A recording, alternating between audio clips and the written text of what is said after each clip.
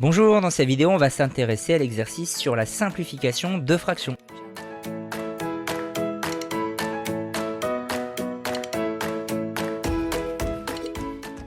Alors dans cet exercice on va voir les deux manières d'envisager une simplification de fractions.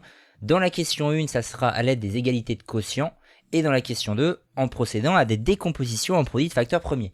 Alors on commence avec l'exercice 1, donc on a la fraction 5/15 qu'on nous demande de simplifier. Alors c'est assez facile celle-ci puisqu'on se rend compte tout de suite qu'on est dans la table des 5 en haut et en bas. On va pouvoir simplifier par 5.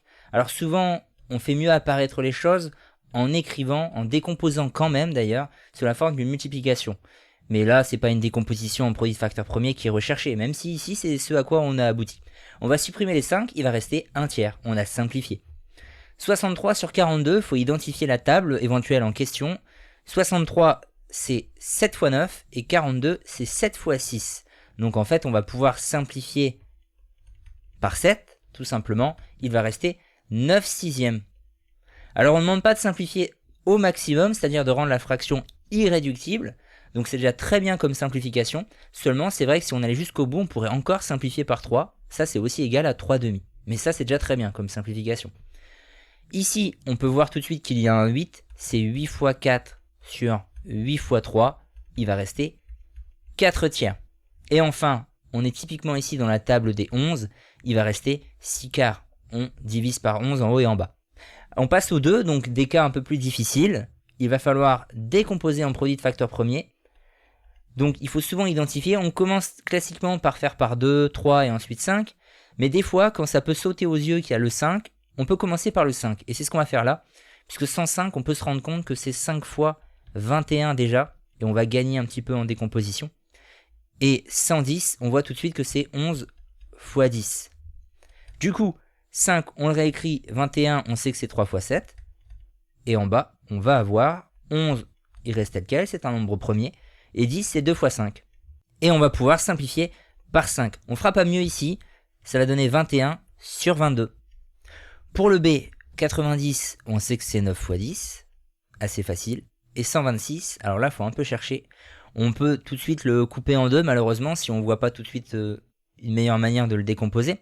Sinon, on peut voir le 6 en fait, parce qu'on sait que 6 fois 20, ça fait 120. C'est 6 fois 21, 126. Si on ne le voit pas, on prend un peu plus d'étapes pour décomposer. 9, c'est 3 fois 3. 10, c'est 2 fois 5.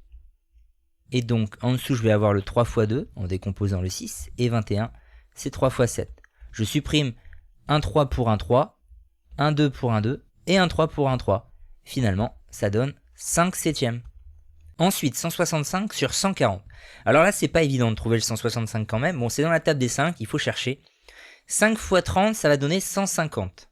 Donc je suis plus qu'à 15 d'atteindre 165. Donc c'est pas 5 fois 30, ça va être 5 fois 33. Après, on prend relativement son temps pour le trouver, ou alors on fait une décomposition sur le côté. 140, c'est 14 fois 10, là on réfléchit pas.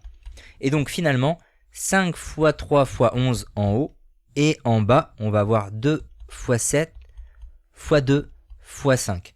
On va pouvoir supprimer un 5 et on fera pas mieux. Donc ça donne 33 sur 4 fois 7, 28. Et enfin 260 sur 120. Alors là, c'est donc 26 fois 10 sur 12 fois 10. On sait tout de suite que les 10 vont disparaître, donc on s'en occupe même plus. On va s'occuper du 26 et du 12. 26, c'est 2 fois 13. Et 12, c'est 2 fois 6.